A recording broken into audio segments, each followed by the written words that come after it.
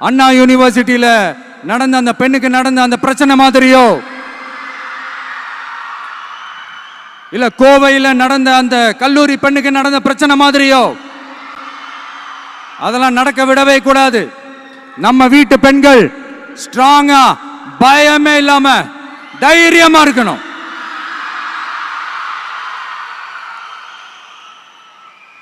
இதை எப்படி செயல்படுத்த போறோன்றது முன்னாடி சொன்ன மாதிரி நம்மளுடைய தேர்தல் அறிக்கையில் அதுக்கான விளக்கத்தை ரொம்ப டீட்டெயில்டாக கொடுப்போம்.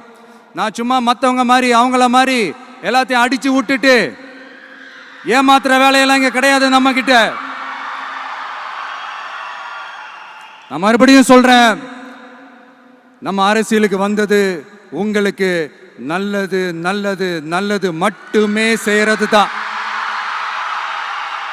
எங்களுக்கு வேற எந்த அஜெண்டாவும் கிடையாது.